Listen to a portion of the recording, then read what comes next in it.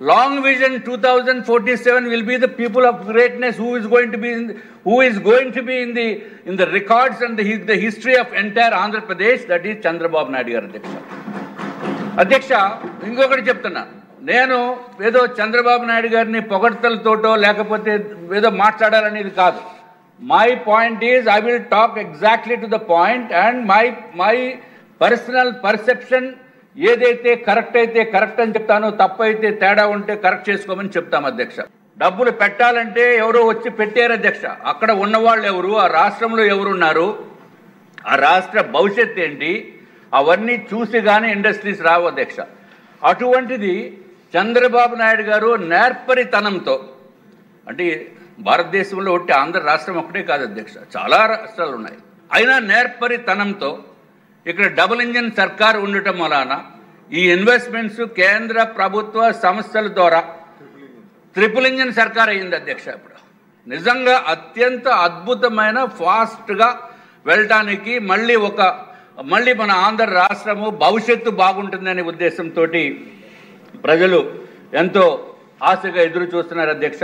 అట్లాగే మనకు వచ్చిన ఇన్వెస్ట్మెంట్స్ తలూపేస్తారు, అప్పుడే అయిపోయింది. 2 minutes దయచేసి 2 minutes చేస్తాను.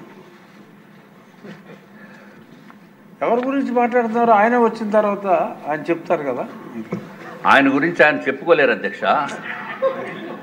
అరే రాష్ట్ర భవిష్యత్తు నా గురించి నేను చెప్పుకోగలిగినా చెప్పండి. నేను లావుగా ఉన్నాను, నేను చెప్పుకోగలిగినా, మీరు చెప్తున్నారు లావుగా ఉన్నానని. అట్లాగా మనం whatever is the fact we're talking అధ్యక్ష. వీఆర్ టాకింగ్ ద ఫ్యాక్ట్స్ అధ్యక్ష. I will try to close in 2 minutes.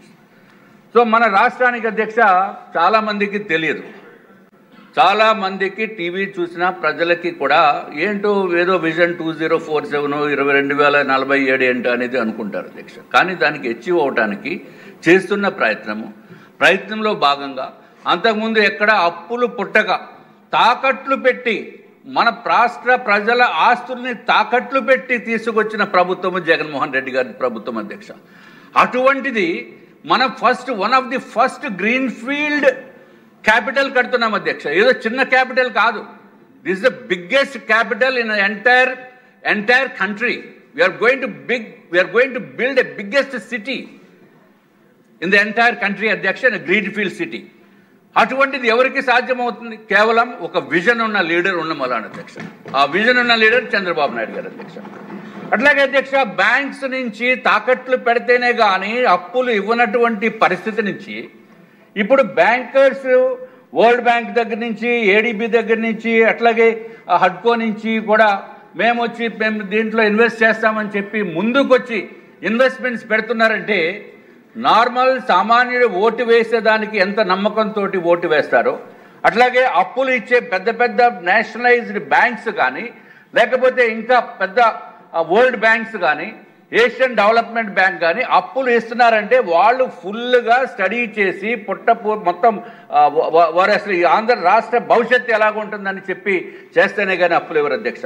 అటువంటి పరిస్థితుల్లో అక్కడ 11,000 కోట్లు హడ్కో నుంచి, వరల్డ్ బ్యాంక్ నుంచి 15,000 కోట్ల అధ్యక్ష. అలాగే మొత్తం టోటల్ అయితే ఇంక్లూడింగ్ సెంట్రల్ గవర్నమెంట్ సపోర్ట్ తోటి అయితే 26,000 కోట్ల అధ్యక్ష. ఇది ఒకటే కాకుండా అధ్యక్ష, అమరావతి టు హైదరాబాదు అన్ని రకరకాల రింగ్ రోడ్స్ వేలాది కోట్ల రూపాయలు దీంట్లో మనకు వస్తున్నాయి అధ్యక్ష.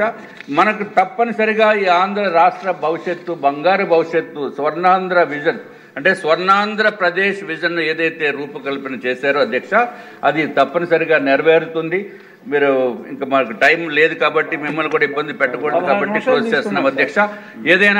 ఏదైనా గౌరవ ముఖ్యమంత్రి గారు ఏదైతే విజన్ చూపించారో ఆ విజన్ని దీంట్లో ప్రాక్టికల్గా ఇంప్లిమెంట్ చేయడానికి అందరి సహాయ సహకారాలు ఉన్నాయి. ఎందుకంటే అధ్యక్ష, మన తెలుగు వారు ఇతర రాష్ట్రాల్లో, ఇతర దేశాల్లో, ఇక్కడ ఈ చుట్టుపక్కల ఉన్న ఏరియాస్ నుంచే అత్యంత మేధావులు పెద్ద కంపెనీస్లో పనిచేస్తున్నారు. వారి సహాయ సహకారాలు కూడా తీసుకుని తప్పనిసరిగా మన ఆంధ్ర రాష్ట్రాన్ని మనకు ఒక విజన్ 2047ని మనము ఫుల్ఫిల్ చేయవలసిందిగా నేను కోరుకుంటున్నాను అధ్యక్ష. అందులో అధ్యక్ష ఇంకొకటి స్పెషాలిటీ ఏంటంటే ఈ చుట్టుపక్కల ప్రాంతంలో ఉన్న వాళ్ళే ఎక్కువ మంది 35% of the people of settled in US and other places అధ్యక్ష. వాళ్ళంతా పెద్ద కంపెనీస్లో ఉన్నారు. వారి యొక్క సహాయ సహకారాలు కూడా తీసుకోవాల్సిందిగా నేను కోరుతూ నాకు ఈ అవకాశాన్ని ఇచ్చినందుకు మీకు మరీ ప్రత్యేక ధన్యవాదములు అధ్యక్ష. నమస్కారం.